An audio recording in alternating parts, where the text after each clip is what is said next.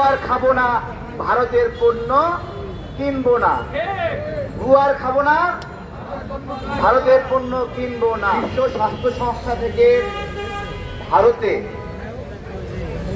স্বচ্ছ টয়লেট, স্বচ্ছ ভারত বিপ্লব নামে একটা বিনিয়োগ হয়, ভারতকে টাকা দেয় টয়লেট বানানোর জন্য। কারণ ভারতের লোকেরা মাঠে ঘাটে হাগু করে। বিশ্ব স্বাস্থ্য সংস্থা চাইলো এদেরকে যাতে তুলতে হবে, তো তাদেরকে টাকা দিল। ভারত সেই টাকা দিয়ে টয়লেট না বানিয়ে এইটা ওইটা খাতে ব্যয় করে তারা টয়লেট ছাড়াই তাদের কাজ সারতে লাগলো। দেখেন, এদেরকে কেউ যদি অনুদানও দেয়, টাকাও দেয়, তারপরে এরা টয়লেট বানায় না। কারণ এরা মাঠে ঘাটে কাজ সারতে পছন্দ করে।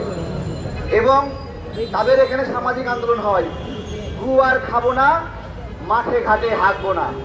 গুয়ার খাবো না, এটা ভারতীয়দের স্লোগান। আমরাও বলছি গুয়ার খাবো না, ভারতের পণ্য কিনবো না। গুয়ার খাবো না, ভারতের পণ্য কিনবো না। আমার একজন শিক্ষক আছে, উনি অনেকদিন আগে ছোটবেলায় একটা গল্প শুনিয়েছিলেন। গল্পটা হলো, আমেরিকাতে একটা সিনেমা হলে সিনেমা দিয়েছে, ভারতের একটা বিখ্যাত পরিচালকের সিনেমা। সেই সিনেমায় আমেরিকানরা দেখছে, এটা সারা বিশ্বে অনেক জনপ্রিয় হয়েছে সিনেমাটা। আমেরিকানরা ভাবলো আমরাও এই সিনেমাটা দেখি, তাদের হলে সিনেমা নিল। এখন সিনেমা নিয়েছে, সিনেমা দেখছে সবাই। সকাল হয়েছে, পাখি ডাকছে, এরকম একটা সিন। সব ভারতীয় নাগরিকরা হুড়মুড় করে ঘুম থেকে উঠছে। তো স্বাভাবিক, ঘুম থেকে তো উঠবে সকাল হলে। এখন সবাই একসঙ্গে বন জঙ্গলে যাচ্ছে, খেত খামারে যাচ্ছে।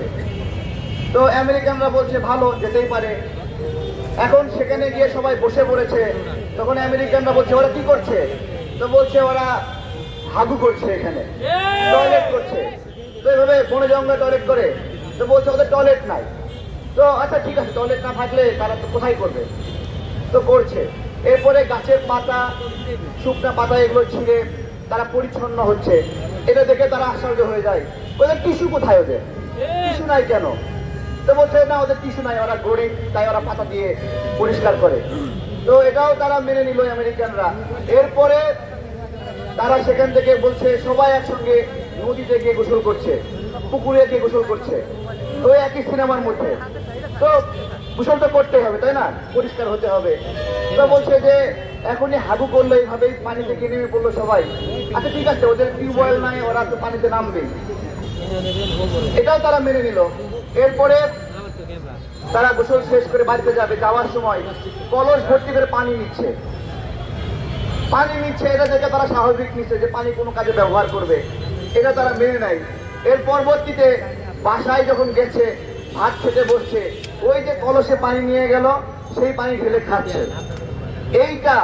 এইটাই আমেরিকানরা মেনে নিতে পারেনি। তবে এটা কি অদ্ভুত জাতি! ওইখানে হাগু করলো, ওইখানে পুকুরে দিয়ে শুচু করলো, সেই পানি নিয়ে যায় সেটা দিয়ে ভাত খাচ্ছে। তখন হর হর করে আমেরিকান সিনেমা হলে সবাই বমি করা শুরু করলো। তো এইটা হলো ভারতীয় সংস্কৃতি এবং কালচারের একটা দৃষ্টান্ত বলতে গিয়ে আমার শিক্ষক বগুড়া জেলা স্কুলে উনি এই গল্পটা বলেছিলেন। উনি একজন বিখ্যাত ব্যক্তি, আমি নাম বলবো না।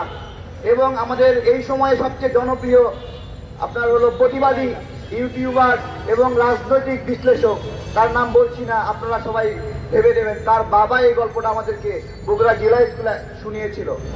তো উনি এটা কেন বলেছিল? এটা এই জন্য বলেছিল যে তোমরা যে ভারতীয় টিভি চ্যানেলগুলো দেখো, ওদের সংস্কৃতি কি, তোমরা কি শিখবা সেখান থেকে? এটাকে যে তোমরা আদর্শ মনে করো, ওদের কালচার কি? ওদের কালচার এরকম নোংরা, অপরিচ্ছন্ন এবং তাদের জাতের অনেক সমস্যা। এর চেয়ে আমরা বাঙালিরা, বাংলাদেশিরা অনেক পরিষ্কার এবং পবিত্র। উনি বলছিল যে আমরা বাঙালি হিন্দু যারা আছি, তারা ইন্ডিয়ান হিন্দুর চেয়ে অনেক পরিচ্ছন্ন।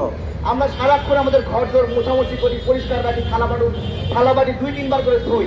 আর তারা যেই পুকুরে নোংরা পরিষ্কার করে সেই পুকুরে পানি খায়। তো তোমরা তাদের কাছ থেকে শিখবা কি? আমরা ভারতীয়দের কাছে বলছি যে ভারতের একটা গুটি ছিল এই শেখ হাসিনা। এবং ভারতের গুটি ছিল এই বাংলাদেশি কিছু হিন্দু, তাদেরকে দিয়ে বাংলাদেশ